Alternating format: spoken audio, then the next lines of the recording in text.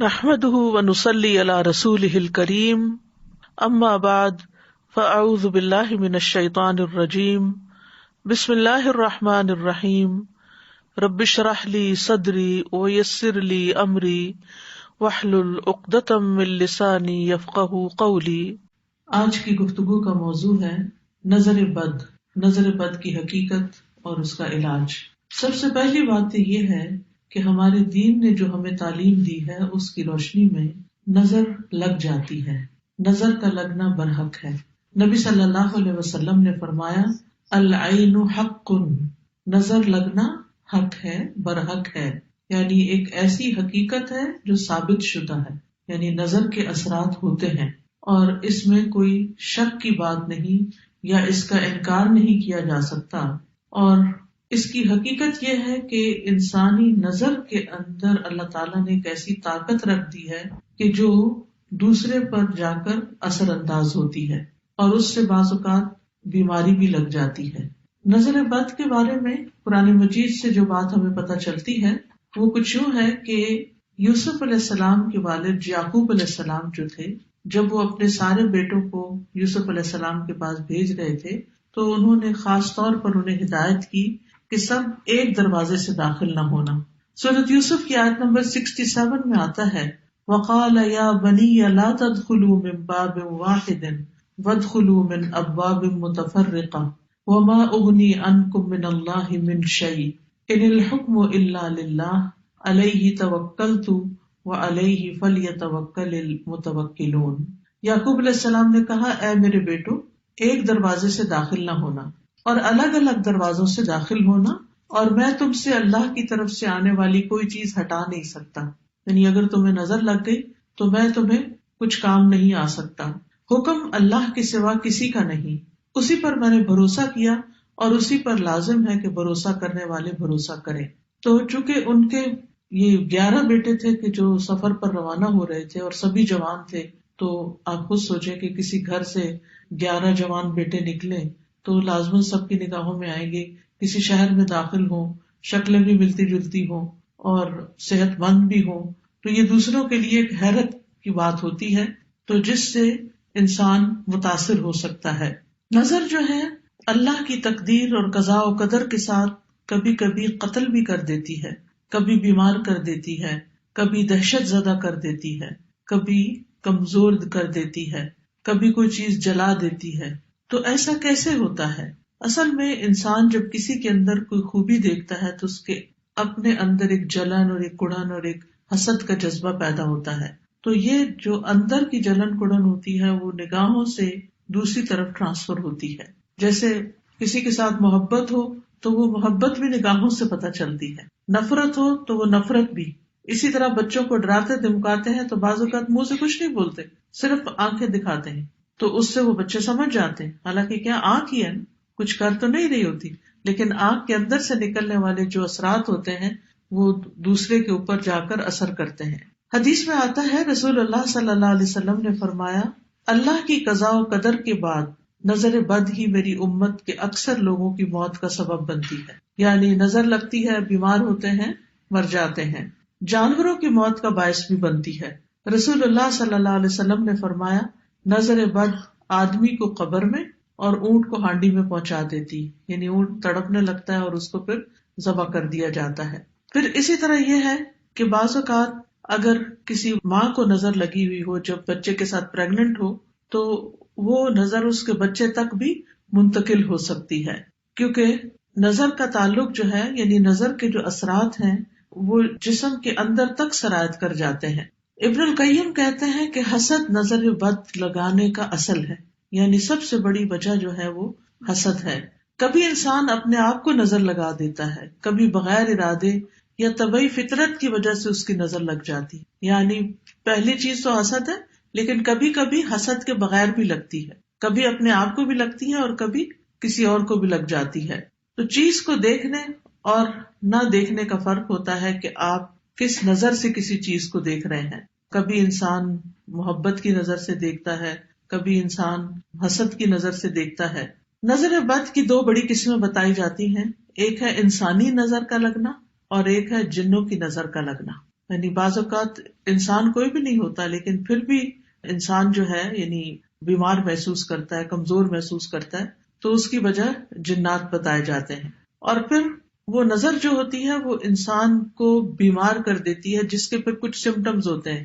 ام سلمہ رضی اللہ عنہا سے مروی ہے کہ نبی صلی اللہ علیہ وسلم نے ان کے گھر میں ایک لڑکی دیکھی جس کے چہرے پر کالے دھبے پڑ چکے تھے. تو آپ نے فرمایا کہ اس پر دم کرو کیونکہ اسے نظر بد لگ گئی ہے. یعنی اس سے انسان کے خون کے اندر ایسے کیمیکل چینجز واقع ہوتے ہیں کہ اسکن ڈیزیز بھی ہو سکتی ہیں. اور آپ صلی اللہ علیہ وسلم نے یہاں صفعۃ کا لفظ فرمایا جس کا مطلب ہوتا ہے جن کی نظر. یعنی اس بچی کو کسی انسان کی نظر نہیں لگی تھی بلکہ جن کی نظر لگی تھی. اور جنوں کی نظر جو ہوتی ہے وہ انسانوں کی نظر سے زیادہ سخت ہوتی ہے. ابن باز کہتے ہیں کہ نظر کا لگنا برحق ہے جیسا کہ رسول اللہ صلی اللہ علیہ وسلم نے فرمایا، اور یہ انسانوں سے بھی لگتی ہے اور جنات سے بھی لگتی ہے.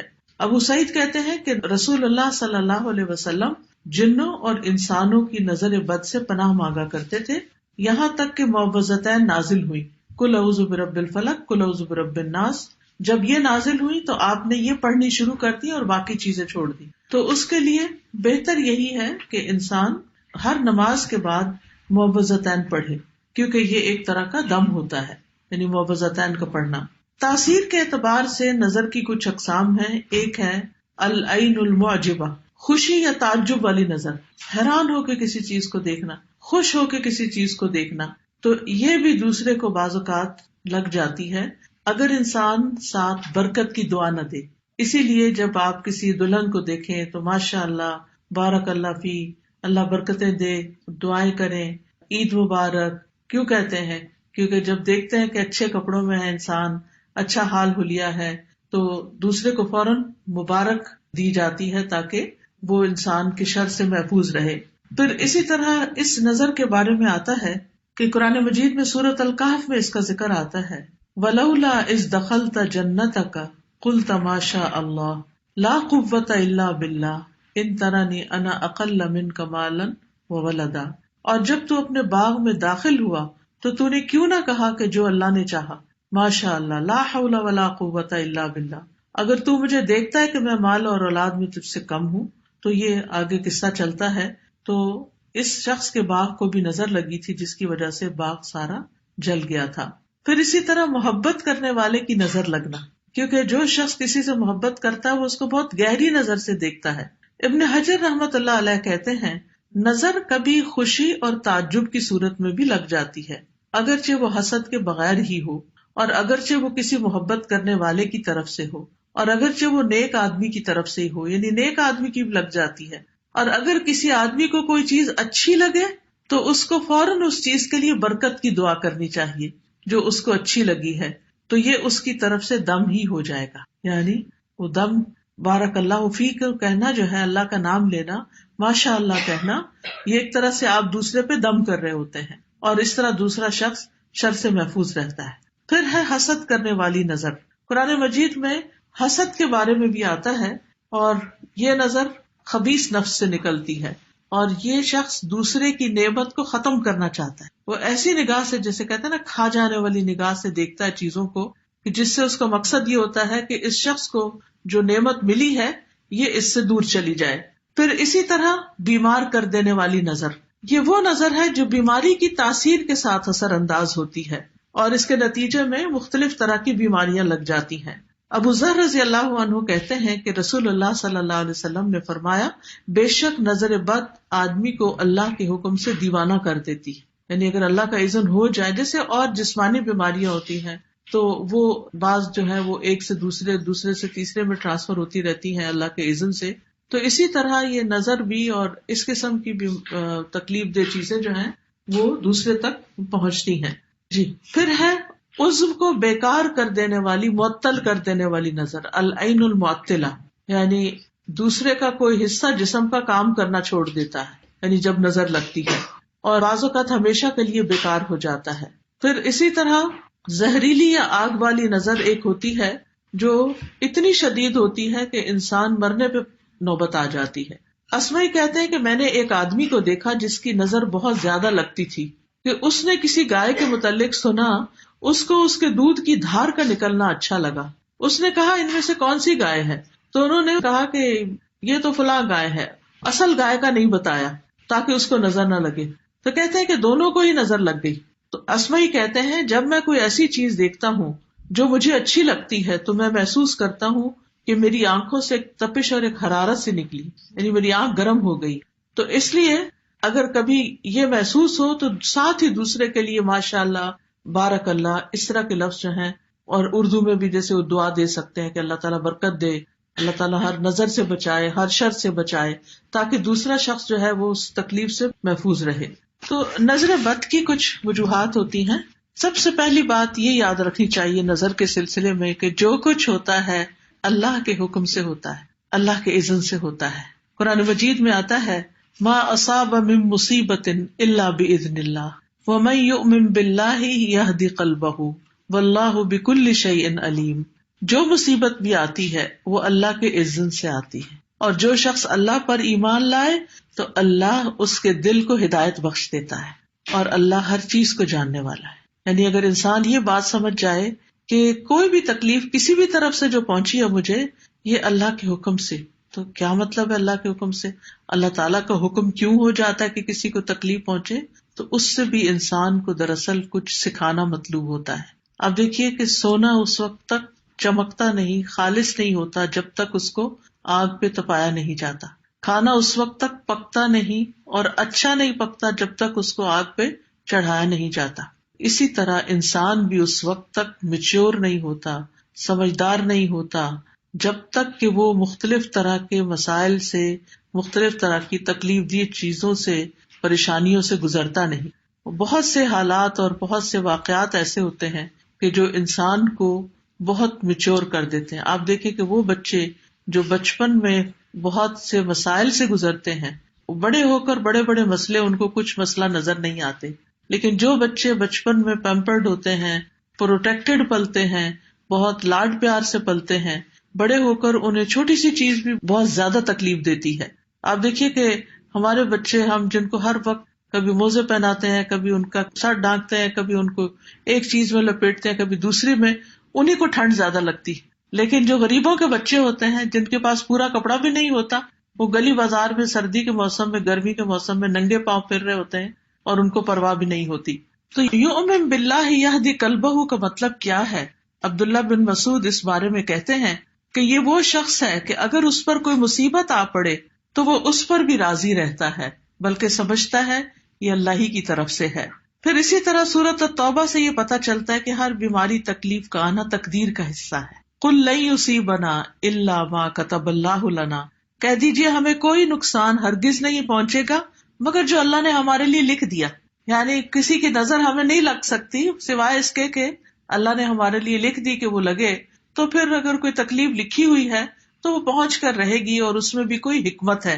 ابن عباس کہتے ہیں کہ نظر کا لگنا برحق ہے، اگر کوئی چیز تقدیر پر غالب ہو سکتی تو وہ نظر بد ہے. پھر آپ دیکھیے کہ جیسے سردی آتی تو سردی لگ جاتی ہے، گرمی آتی تو گرمی لگ جاتی ہے، ایسے ہی نظر آتی ہے تو نظر لگ جاتی ہے. تو سردی گرمی کے بچاؤ کے لیے ہم اس طرح کا لباس پہنتے ہیں، اس طرح کا انتظام کرتے ہیں، ہیٹنگ اور کولنگ کا انتظام کرتے ہیں تاکہ ہم اس کے برے اثرات سے بچے رہیں. تو بالکل اسی طرح انسان کو ذکر، اذکار، دعائیں اور تلاوت کا کثرت سے اہتمام کرنا چاہیے تاکہ نظر بد سے پروٹیکشن رہے. کیونکہ نظر لگانے والے کا کبھی تو نشانہ لگ جاتا ہے، کبھی خطا ہو جاتا ہے، اور کبھی سامنے ایسا بیریئر آتا ہے کہ وہ نظر وہیں جل کے بھسم ہو جاتی ہے. لیکن اگر کوئی شخص پروٹیکٹڈ نہیں ہے، پروٹیکشن اس کی نہیں ہوتی اذکار وغیرہ کے ذریعے، تو پھر وہ اثرات اس کے اوپر آ جاتے ہیں. اسی لیے جو کارڈ آج آپ کو دیا گیا ہے اس میں ایسی دعائیں لکھی ہوئی ہیں کہ جن کو آپ پڑھ کر علاج کر سکتے ہیں اپنا. پھر اسی طرح یہ ہے کہ بعض اوقات امتحان ہوتا ہے، آزمائش ہوتی ہے انسان کی. یعنی انسان نے اذکار بھی پڑھے ہوتے ہیں لیکن پھر بھی اس کو نظر لگ جاتی. یعنی انسان کہتا ہے میں نے تو صبح شام کی دعائیں بھی پڑھی تھی، پھر میرے ساتھ ایسا کیوں ہو گیا؟ تو وہ اس لیے کہ انسان کا ایک امتحان ہوتا ہے. جیسے آپ اپنے سردی کے والے اچھے کپڑے بھی سب ہر چیز پہنے ہوئے ہوتے ہیں، اس کے باوجود آپ کو فلو ہو جاتا ہے یا کولڈ ہو جاتا ہے، کہیں نہ کہیں سے کبھی سانس کے ذریعے ٹھنڈ اندر چلی جاتی ہے، کبھی کسی اور ذریعے سے، تو اس کو رستہ مل ہی جاتا ہے اگر آپ کے حصے میں کوئی ایسا امتحان یا تکلیف لکھی ہوئی ہے. اب یہ ہے کہ پہچان کیسے ہو کہ نظر لگی ہوئی ہے، تو وہ کون سی علامات ہیں جس سے انسان شناخت کر سکتا ہے، ڈائگنوز کر سکتا ہے کہ یہ نظر ہے۔ کبھی ایسا ہوتا ہے کہ جس کو نظر بد لگتی ہے وہ اپنے خواب میں نظر لگانے والے کو دیکھتا ہے، یعنی وہ شخص خواب میں نظر آ جاتا ہے۔ کبھی ایسا ہوتا ہے کہ جس پر نظر ہوتی ہے اس کو کوئی غشی، غنودگی، ضرورت سے زیادہ نیند کا آنا یہ شروع ہو جاتا ہے۔ کبھی وہ بے ہوشی کے عالم میں اس شخص کا نام لے لیتا ہے کہ فلاں نے نظر لگائی۔ پچھلے دنوں مجھے کسی نے بتایا کہ ان کے کوئی رشتے دار تھے، تو اسی طرح وہ اچانک بیمار ہوئے اور بے ہوش ہو گئے، تو وہ بار بار ایک شخص کا نام لے کے اس کی نظر لگی ہے، اس کی نظر لگی۔ ان کو یہ بات نہیں پتا تھی، لیکن جس وقت میں نے کلاس میں بتائی تو میرے پاس آئی کہ ایگزیکٹلی یہی چیز ہوئی تھی۔ تو بعض اوقات ایسا بھی ہوتا ہے کہ خواب میں، بعض اوقات بے ہوشی میں انسان کو پتہ چل جاتا ہے کہ یہ تکلیف کہاں سے آئی ہے۔ بعض اوقات نظر لگانے والا کوئی ایسی بات کہہ دیتا ہے کہ میں تو آپ کے کپڑے دیکھ کے حیران ہی ہو گئی، اور یعنی کوئی اس قسم کا جملہ کہ جس سے انسان کو پتہ چلتا ہے کہ یہ نظر لگ گئی ہے۔ بعض اوقات کوئی ایسی بیماری آ جاتی ہے کہ جو اچانک ہوتی ہے۔ عبداللہ بن عامر سے روایت ہے، وہ کہتے ہیں کہ عامر بن ربیعہ اور سہل بن حنیف دونوں غسل کے ارادے سے نکلے۔ وہ کوئی اوٹ تلاش کر رہے تھے کہ چھپ کے نہائیں۔ سہل نے اپنے اوپر سے اون کا جبہ اتارا۔ عامر کہتے ہیں میں نے دیکھا تو اسے میری نظر لگ گئی، وہ پانی میں اتر کر نہانے لگا۔ میں نے پانی میں اس کے بڑبڑانے کی آواز سنی، میں اس کے پاس آیا، 3 دفعہ آواز دی، اس نے جواب نہیں دیا، تو میں نے فوراً نبی صلی اللہ علیہ وسلم کو بتایا۔ آپ تشریف لائے، پانی میں داخل ہو گئے، گویا کہ میں اب بھی آپ کی پنڈلیوں کی سفیدی دیکھ رہا ہوں۔ آپ نے اس کے سینے پہ 3 دفعہ ہاتھ مارا اور پھر یہ دعا دی، اللہم اذہب عنہ حرہا وبردہا ووصبہا، اے اللہ اس کی گرمی اور سردی اور اس کی بیماری اور کمزوری کو دور کر دے، یعنی جو کچھ اس کے ساتھ ہوا ہے وہ اس کو دور کر دے۔ پھر رسول اللہ صلی اللہ علیہ وسلم کھڑے ہوئے اور فرمایا، جب کسی کو اپنے بھائی کا وجود یا کوئی مال پسند آئے تو اس کے لیے برکت کی دعا کرے، کیونکہ نظر کا لگنا برحق ہے۔ پھر اسی طرح بچوں کو نظر کی علامت یہ ہوتی ہے کہ وہ بے وجہ روتے رہتے ہیں، یعنی کوئی وجہ نہیں ہوتی، رونا شروع کر دیتے اور روتے ہی چلے جاتے ہیں۔ حضرت عائشہ کہتی ہے کہ ایک مرتبہ نبی صلی اللہ علیہ وسلم تشریف لائے تو ایک بچے کے رونے کی آواز سنی، تو آپ نے فرمایا یہ بچہ کیوں رو رہا ہے؟ کیا تم نے اس کو نظر بد کا دم نہیں کروایا؟ ایک تو ہوتا نا بھوک لگی بچہ رو پڑا، پیمپر گندا ہے تو رو پڑا، لیکن ایک یہ ہے کہ سب کچھ کر لیا آپ نے اور پھر بھی چپ نہیں کر رہا۔ جن ماں نے بچے پالے ہیں ان کو اچھی طرح اندازہ ہوگا کہ، اور کوئی نہ کوئی واقعات بھی ایسے یاد ہوگے کہ جب بچے نے ایکسٹرا آرڈنریلی تنگ کیا اور کسی طرح چپ ہو کے نہیں دیتا تھا، تو ایسی صورت میں فوراً دم شروع کرنا چاہیے، وہی دم جو نبی صلی اللہ علیہ وسلم حضرت حسن اور حسین پہ کیا کرتے تھے، اعوذکما بکلمات اللہ التامات من شر کل شیطان وہامۃ وعین لامۃ۔ اسی طرح آپ صلی اللہ علیہ وسلم نے حضرت اسماء بنت امیس سے کہا، کیا بات ہے، میں اپنے بھائی کے بیٹوں کے جسموں کو دبلا پتلا دیکھ رہا ہوں، کیا انہیں فقر و فاقہ رہتا ہے؟ انہوں نے عرض کیا، نہیں، بلکہ انہیں نظر بد بہت جلدی لگ جاتی۔ آپ نے فرمایا انہیں دم کرو، تو میں نے آپ کے سامنے چند کلمات پیش کیے تو آپ نے فرمایا انہیں دم کرو، انہیں کلمات سے کرو۔ پھر اسی طرح آپ صلی اللہ علیہ وسلم نے یہ بھی فرمایا کہ نظر کا لگ جانا برحق ہے، اور یہ کبھی اوپر چڑھنے والے کو پھسلا دیتی ہے، جیسے سیڑھی سے ٹرپ ہو گئے، آپ اچھے بھلے اتر رہے تھے یا چڑھ رہے تھے، آپ کو پتہ ہی نہیں چلا اور ایک دم آپ نیچے آ گئے۔ پھر اسی طرح یہ ہے کہ اس سے پروٹیکشن کس طرح کریں، دعائیں اور اذکار تو ہیں، لیکن یہ ہے کہ اپنی نعمتوں کا بہت زیادہ چرچا نہ کریں، یعنی ہر وقت اپنے سکسیس سٹوریز نہ سناتے رہیں، کیونکہ اس سے جن لوگوں کی زندگی میں کوئی کمزوری ہوتی ہے، کوئی کمی بیشی ہوتی ہے، وہ غمگین ہوتے ہیں، دکھی ہوتے ہیں، تو ان کے اندر سے بھی ایسی چیزیں نکلتی ہیں جو دوسرے کو متاثر کرتی ہیں۔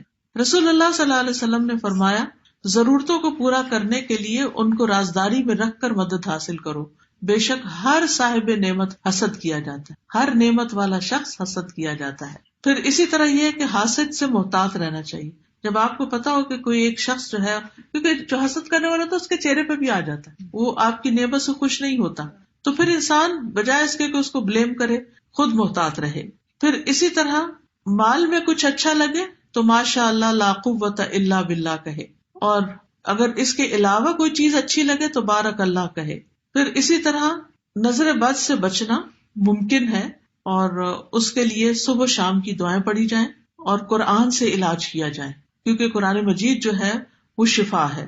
سورۃ فصلت میں آتا ہے قل هو للذین آمنوا ھدی وشفاء، کہہ دیجئے یہ ان لوگوں کے لیے جو ایمان لائے ہدایت اور شفا ہے۔ سورۃ الاسراء میں آتا ہے وَنُنَزِّلُ مِنَ الْقُرْآنِ مَا هُوَ شِفَاءٌ وَرَحْمَةٌ لِّلْمُؤْمِنِينَ وَلَا يَزِيدُ الظَّالِمِينَ إِلَّا خَسَارًا، اور ہم قرآن میں جو کچھ نازل کرتے ہیں وہ مومنوں کے لیے تو شفا اور رحمت ہے، مگر ظالموں کے خسارے میں ہی اضافہ کرتے ہیں۔ تو قرآن سے علاج کس طرح ہوگا؟ سورۃ الفاتحہ پڑھیے، کیونکہ سورۃ الفاتحہ کا نام ہی شفا ہے۔ آیت الکرسی پڑھیے، البقرہ کا پہلا اور آخری رکوع پڑھیے، معوذتین پڑھیے اور دم کر دیے۔ یہ آپ خود بھی کر سکتے ہیں، اس کے لیے ضروری نہیں ہوتا کہ آپ کسی کے پاس ہی جائیں، لیکن بعض اوقات اتنی شدید ہوتی ہے کہ کسی عامل کے پاس جانا ہی پڑتا ہے۔ عامل وہ جو قرآن و سنت کے مطابق علاج کرے۔ یہ بالکل ایسی ہی ہے، کچھ بیماریاں ایسی ہوتی ہیں کہ گھر میں آپ ٹوٹکے وغیرہ کر کے، مثلا سر درد ہوئی، آپ نے سر کو تیل لگا لیا، تھوڑا سا پریشر پوائنٹ پہ دبا لیا، تھوڑی واک کر لی، تھوڑا پانی پی لیا، تو کیا ہوتا ہے؟ درد سبسائڈ ہو جاتا ہے۔ لیکن بعض درد سبسائڈ نہیں ہوتے، آپ ٹیبلٹ بھی کھا لیتے ہیں پھر بھی نہیں جاتے۔ عام طور پہ ہم سر درد پہ کہاں ڈاکٹر کے پاس جاتے ہیں کہ جی میرے سر میں درد ہو رہا ہے مجھے دوا دے دیجیے، وہ کہیں گھر میں پیناڈول ہے یا کوئی اور اس طرح کی دوا ہے تو وہ کھا لو، کوئی بھی پین کلر جو ہے، اور ہم خود ہی کھا لیتے ہیں۔ لیکن آپ نے دیکھا ہوگا کہ کچھ درد پین کلر کھانے سے بھی نہیں جاتے، پھر لگتی ہے انسان کو فکر کہ اب میں جاؤں کسی ڈاکٹر کے پاس۔ ڈاکٹر آپ کو دیکھتا ہے، اس کو سمجھ نہیں آتی، وہ آپ کو کس کے پاس بھیجتا ہے؟ اسپیشلسٹ کے پاس، ٹھیک ہے نا، اسپیشلسٹ کے پاس بھیجتا ہے۔ بالکل اسی طرح روحانی بیماریوں میں بھی پہلے آپ کو ٹوٹکے کریں یا آپ سورۃ فاتحہ پڑھ کے دم کریں، یہ جو میں نے آپ کو اذکار بتائے ہیں۔ اگر نہیں تو آپ کسی سے مشورہ کریں، کوئی اور جو آپ سمجھتے ہیں کہ یہ زیادہ اسٹرانگ ہے مجھ سے ایمان میں، یا اس کو زیادہ اچھا قرآن پڑھنا آتا ہے، اس سے کہیں کہ وہ آپ کو کرے۔ لیکن اگر اس کے بھی کنٹرول میں نہ ہو تو پھر آپ واقعی جن لوگوں کا سالوں کا تجربہ ہوتا ہے دم کرنے کا یا علاج کرنے کا اور قرآن و سنت کے مطابق علاج کرتے ہیں، ان کے پاس جائیں۔ پھر سورۃ البقرہ پڑھنا جو ہے یہ علاج ہے۔ نبی صلی اللہ علیہ وسلم نے فرمایا سورۃ البقرہ پڑھا کرو، کیونکہ اس کا پڑھنا باعث برکت ہے اور اس کا چھوڑنا باعث حسرت ہے، اور جادوگر اس کو حاصل کرنے کی طاقت نہیں رکھتے، یعنی اس سے آگے نہیں جا سکتے۔ اسی طرح سورۃ البقرہ کی آخری 2 آیات معوذتین یعنی قل اعوذ برب الفلق، قل اعوذ برب الناس، صبح و شام کے اذکار کی پابندی کرنا۔ جیسے یہ کتاب ہے نا ایاک نستعین، اس میں صبح کی دعائیں اور شام کی دعائیں لکھی ہوئی ہیں، ان کو اگر زبانی نہیں یاد تو دیکھ کے بھی آپ پڑھ سکتے ہیں۔ پھر اسی طرح یہ ہے کہ اللہ کی پناہ پکڑنا۔ رسول اللہ صلی اللہ علیہ وسلم نے فرمایا اللہ تعالیٰ سے نظر لگنے سے پناہ مانگو، کیونکہ نظر کا لگ جانا برحق ہے۔ نبی صلی اللہ علیہ وسلم نے فرمایا اللہ تعالیٰ فرماتے ہیں میرا محبوب بندہ اگر مجھ سے مانگتا ہے تو میں اسے ضرور دیتا ہوں، اور اگر وہ کسی دشمن یا شیطان سے میری پناہ مانگتا ہے تو میں اسے ضرور محفوظ رکھتا ہوں۔ تو اس لیے اللہ سے دعا کرنی چاہیے، اور ہر شر سے حفاظت کے لیے تعوذ بہت اچھا ہے۔ اللہم انی اعوذ بک من الشر کلہ عاجلہ وآجلہ ما علمت منہ وما لم اعلم۔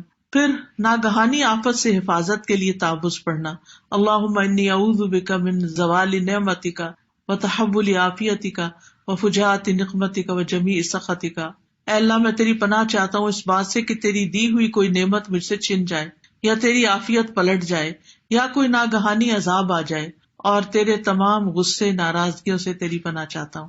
کتنی خوبصورت دعائیں ہیں۔ پھر اسی طرح سخت مشقت، بری تقدیر اور بد نصیبی سے، دشمنوں کے خوش ہونے سے اللہ کی پناہ طلب کی جائے۔ اعوذ باللہ من جہد البلاء ودرک الشقاء وسوء القضاء وشماتۃ الاعداء۔ حضرت ابراہیم علیہ السلام اور نبی صلی اللہ علیہ وسلم دونوں اپنے بچوں کو یہ دم کرتے تھے، اعوذکما بکلمات اللہ التامات من شر کل شیطان وہامۃ ومن کل عین لامۃ۔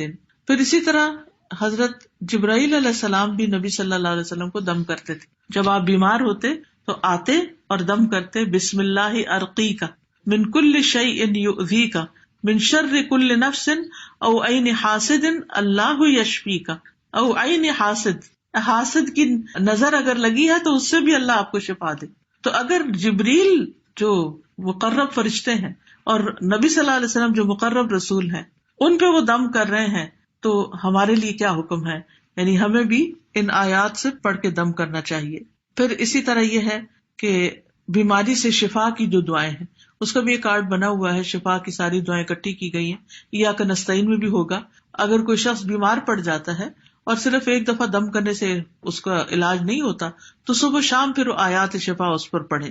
اور اس میں یہ دعا بھی ہے اسأل اللہ العظیم رب العرش العظیم ان یشفیہ، میں عظمت والے اللہ جو عرش عظیم کا رب ہے سوال کرتا ہوں کہ وہ تمہیں شفا عطا کرے، تو اللہ اس شخص کو جلد شفا عطا کرے گا۔ نزلہ بد کا ایک خاص علاج بھی ہے اور وہ ہے نظر لگنے پر غسل کرنا۔ اور غسل کرنے کا مطلب کیا ہے کہ جس کی نظر لگی ہے اس سے غسل کا پانی لے کے اب دوسرے جس کو لگی ہے اس کے جسم پر بہانا۔ اگر پورا غسل نہ ہو تو وضو کا پانی بھی لگایا جا سکتا ہے۔ اس کے 3 طریقے ہیں، نظر لگانے والے کا پتہ ہو اور وہ رضامند ہو پانی دینے پہ تو ٹھیک ہے، دوسرا یہ کہ غسل یا وضو کے بچے ہوئے پانی سے نظر لگے ہوئے شخص کا غسل کرنا۔ مثلا آپ نے لوٹے سے وضو کیا، کچھ پانی بچ گیا تو اس پانی کو اس شخص پہ ڈالیں جس کو نظر لگی ہے۔ پھر اسی طرح یہ ہے کہ جس کی نظر لگی ہے اس کو، یعنی کہ حضرت عامر نے جب حضرت سہیل کو نظر لگائی تو اس وقت انہوں نے کیا کیا، عامر کو وضو کا حکم دیا۔ انہوں نے اپنا چہرہ، دونوں ہاتھ کونیوں تک اور دونوں گھٹنے اور تہ بند کا اندرونی حصہ دھویا اور حکم دیا کہ ان پر اس پانی کو بہایا جائے۔ تو انہوں نے جب وہ بہایا تو وہ بالکل ٹھیک ہو گئے۔ تو انہوں نے یعنی پیچھے سے بہایا، پیچھے سے پانی کو الٹایا، اس جگہ سے شروع کرنا چاہیے۔ آج اگر کسی سے مانگے تو مائنڈ کر جائے کہ آپ مجھ پہ شک کرتے ہیں کہ میں کوئی حاسد ہوں تمہارا۔ اگر نظر لگانے والے کا پتہ ہی نہ ہو کون ہے، جیسے کچھ کلچرز میں، تو جیسے موراکو کے بارے میں شاید مجھے کسی نے بتایا تھا کہ وہاں یہ نارم ہے کہ جب شادی ہوتی ہے سب اچھے اچھے کپڑے پہن کے جاتے ہیں تو اپنے اپنے وضو کا پانی ایک ٹب میں ڈال دیتے ہیں اور کوئی مائنڈ نہیں کرتا، سبھی ڈال دیتے ہیں تاکہ اگر کوئی کسی پہ خوش ہو کے دیکھے اور اس کو لگے تو وہ اس پانی کو استعمال کر سکے، ورنہ کس کو ڈھونڈتے پھریں گے کس کی لگی، سبھی کا ہے اس میں، وہی ٹھیک ہے۔ تو اگر کوئی پتہ ہی نہ چلے تو پھر کیا ہے، یعنی اس صورت میں کوئی بھی شخص وضو کر کے پانی دے دے تو اس سے علاج ہو جاتا ہے۔ اب چونکہ یہ علاج نبی صلی اللہ علیہ وسلم نے بتایا تو اس لیے، اور اس کا تجربہ بھی کیا ہوا، تو اس سے علاج اور اس سے فائدہ ہونا جو ہے وہ مجرب ہے۔ پھر اسی طرح جھوٹے پانی میں بھی شفا ہوتی، یعنی جس کی نظر لگی ہے اگر اس کا پیا ہوا پانی مریض کو پلا دیا جائے، یعنی گلاس میں پانی پی کے رکھا ہے اس نے تو وہ اٹھا کر اس مریض کو پلا دیا جائے تو اس سے بھی فائدہ ہوتا ہے، یا قہوہ یا کوئی بھی اس کی بچی ہوئی چیز جو ہے وہ استعمال کی جا سکتی ہے۔ اسی طرح یہ ہے کہ بعض اوقات جو اس کے کپڑے ہیں، یعنی کپڑا ہے تو اس کو پانی میں ڈال کے اس کا پانی نکال کے بھی لگایا جا سکتا ہے۔ پھر اسی طرح یہ ہے کہ اگر نظر پرانی بھی ہو چکی ہو تو بھی علاج کیا جا سکتا ہے۔ پھر اسی طرح بیری کے پتوں سے علاج، بیری کے 7 پتے لے کے، کم از کم 7، زیادہ بھی ہو تو مٹھی بھر کے بھی ڈال سکتے ہیں، پانی میں ڈال کے 7 مرتبہ سورۃ فاتحہ، 21 مرتبہ آیت الکرسی، 7 مرتبہ معوذات، قل هو اللہ، قل اعوذ برب الفلق، قل اعوذ برب الناس، تو یہ پڑھ کے، اور پھر یہ کچھ آیتیں ہیں، ود کثیر من اہل الکتاب لو یردونکم من بعد ایمانکم کفارا، سورۃ البقرہ کی آیت نمبر 109 ہے، سورۃ النساء کی آیت نمبر 54 ہے، سورۃ طٰہٰ کی 133 ہے، سورۃ کہف کی 39 ہے، سورۃ ملک کی 1 to 4 ہے، سورۃ قلم کی 51 ہے، اور سورۃ بنی اسرائیل کی 82، سورۃ شعراء کی 80 اور سورۃ فصلت کی 44۔ ان سب میں نظر کا ذکر آتا ہے، یعنی نظر سے متعلق آیات میں کوئی نہ کوئی چیز آتی، تو ان آیتوں کو پڑھ کے لاؤڈلی اس پانی کو انسان تھوڑا سا پی بھی لے، بیری کے پتوں کا پانی، اور اپنے اوپر بھی بہا لے، یہ پرانی نظر کو انشاءاللہ ٹھیک کر دے گا۔ لیکن جن چیزوں سے بچنا ضروری ہے وہ یہ کہ گلے میں کوئی چیز لٹکائی جائے یا بازو پہ باندھی جائے یا غیر شرعی جھاڑ پھنکار کی جائے یا کاہنوں اور نجومیوں وغیرہ کے پاس جایا جائے یا کسی عامل ایسے کے پاس جائے جو عجیب و غریب قسم کی باتیں کرتا ہو۔ تو بات یہ ہے کہ جب قرآن میں علاج موجود ہے تو پھر کہیں اور جانے کی ضرورت ہی کیا ہے۔ تو اللہ تعالیٰ سے دعا ہے کہ اللہ تعالیٰ ہمیں ہر بری نظر اور ہر شر سے محفوظ رکھے اور ہمیں شفائے کاملہ عطا فرمائے۔